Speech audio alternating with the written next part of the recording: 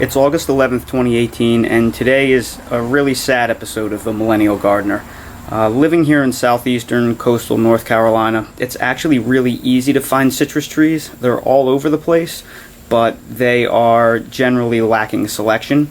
You get your Meyer lemons, you get your key limes, and you get a small selection of oranges, mostly mandarin satsumas, because you can actually plant them in the ground here.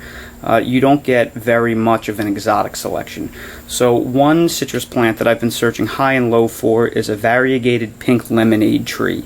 And a variegated pink lemonade is actually, it was a genetic mutation of a Eureka lemon from, I believe, the early 1900s. And it has really nice green stripes, and the inside fruit is light pink. Well, I wasn't able to find one here, so I did the next best thing, and I ordered one online. And I received it last week, and once I received it, what I noticed immediately was, in order to make the trip, the plant had been saturated with water, the roots were soaked, and paper towels that were wet were packed around the top and taped down to keep the soil from spilling out.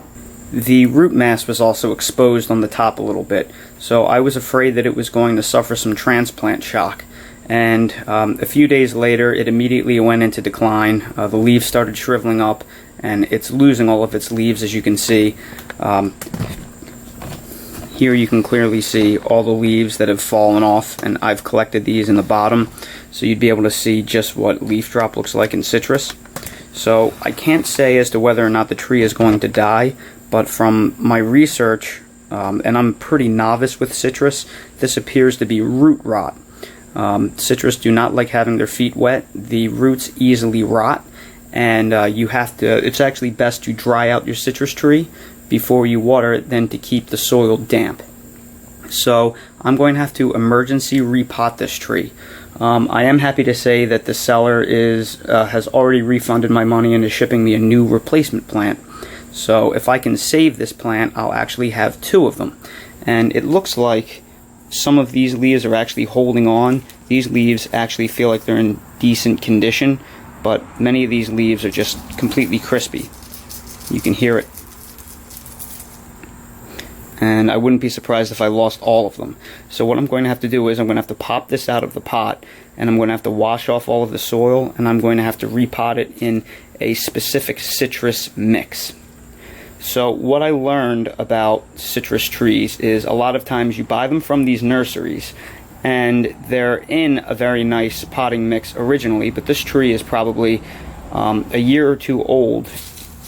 And in that time, this same citrus mix is probably broken down into a silt, and they're also probably using chemical fertilizers, which are made out of which basically break down into salts. So over time, in the bottom of this container, there's probably a thick layer of silt with what was once a fast-draining mix, overrun with salt. So I'm going to pull this out, wash all the soil off, look for dead roots, trim them back if I do detect dead growth, and repot it in nice, fresh, fast-draining mix that's specifically made for citrus and cactus. Okay, so we have the tools that we need for the job set up right here. The first two things that you want to start off with is a washed pot that's slightly larger than the one that you're starting with, but not too large. And the other is a clean and sanitized pair of shears.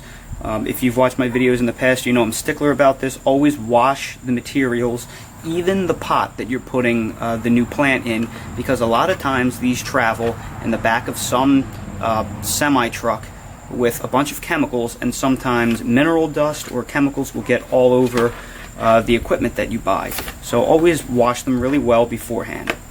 And always wash your clippers in between cutting different plants so you don't spread disease. We're going to move them off to the side. Then we have a 5-gallon bucket that is full, halfway full of water. So we are going to take our plant, and be very careful because lemons have a lot of thorns on them. We're going to put our hands on the soil like that. We're not going to grab the actual tree itself. We're going to kind of spank the pot a little bit, and it will release ooh, you can see everything here is just soaking wet. It's sopping. Oh, I don't even think I'm going to have to break this apart. It's going to break off for me. We're going to soak this in the water right here. And here you can more or less see the root structure of the tree. This is all that's supporting this plant. So I'm going to soak this in here for a little bit to get off as much of the junk that I can. And then with a nozzle using the flood setting, I'm going to gently blow the rest of it off. You can see here what we're dealing with. The good news is I don't really see much rot. And the roots don't feel to be particularly fragile. I'm going to give them a little pull very gently to see that if there's any roots here that are rotted, if I give them a very, very light pull, almost like I'm brushing someone's hair with my hands, the rotted roots should pull right off. So I don't even think I need my clippers for this. You can see I have very little root mass in my hand. Now, here I specifically have Miracle Grow Cactus, Palm, and Citrus potting mix. This is a very, very fast draining mix, and it is designed to prevent water from collecting around the roots and rotting the roots. It's pretty expensive stuff. It's $4.77 a bag at both Lowe's and Home Depot. So, you know, you kind of only want to do this once or it can get pretty expensive. So what I'm going to do is I'm going to drain this container and I'm going to make my new mix in this container after I wash it out, because we're going to have to pre-moisten the soil in order to transplant.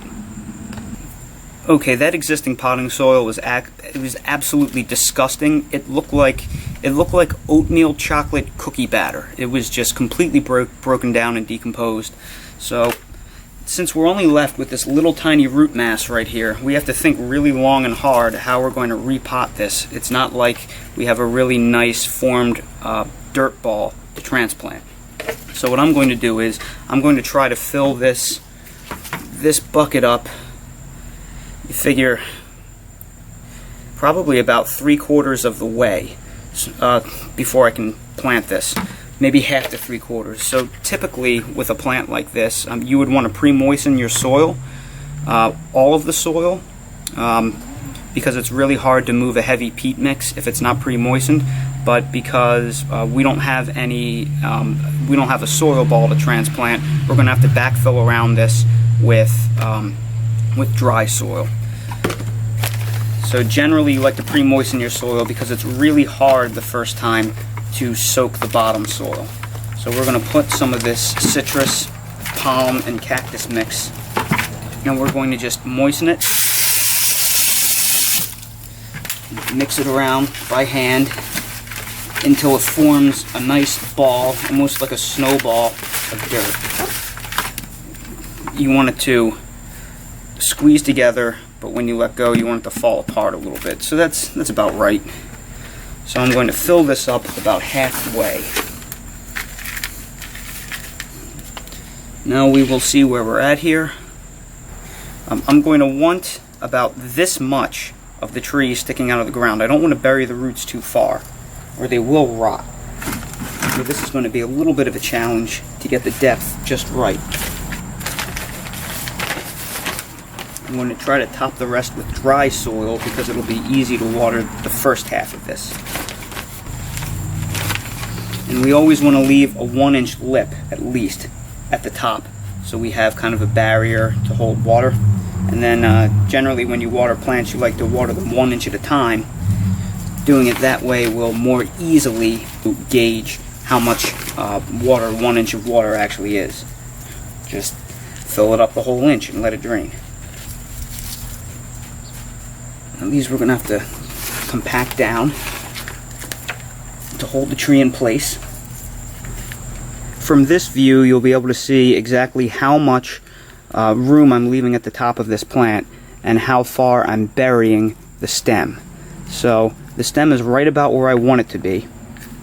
And now I'm going to water this in,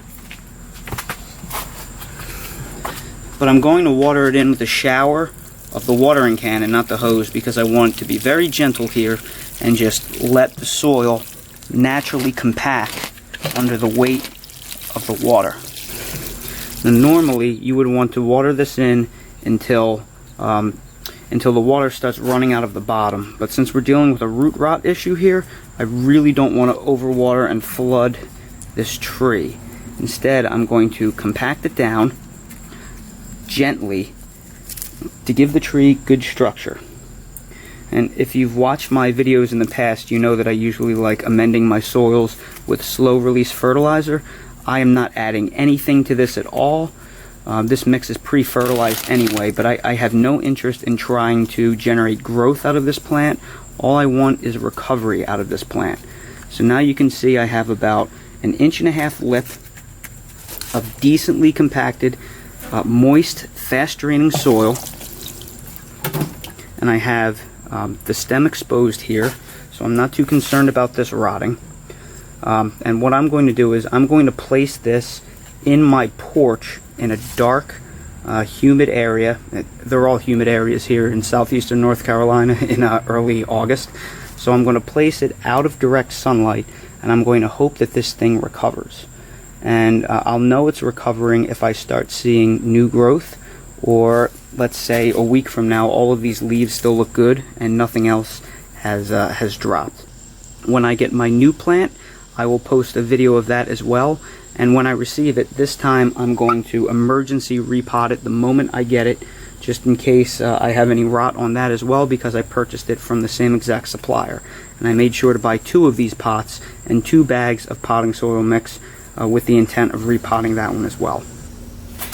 It's Sunday, August 12th. It's been 24 hours since I did the emergency repotting of this citrus tree, and I have some really good news. These leaves, which were a little bit droopy yesterday, are completely full. They feel nice and healthy like a citrus leaf should. So maybe this emergency repotting really did save the plant.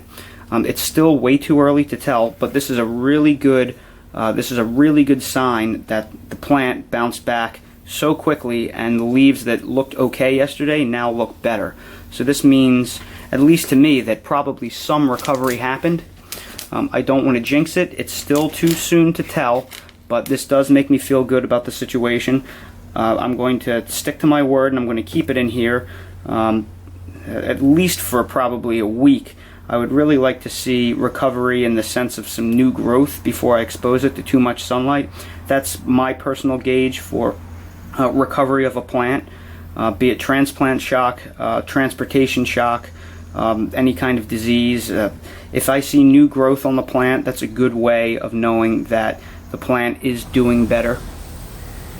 It's August 18th. I received my replacement variegated pink lemonade tree on Wednesday.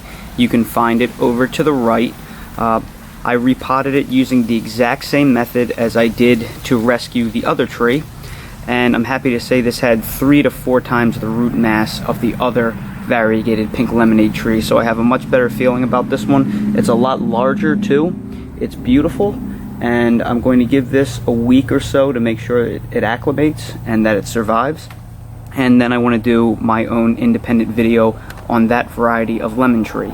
And here to the left, you can see my repotted and rescued original variegated pink lemonade tree, and it's been a week, and so far it's looking pretty good.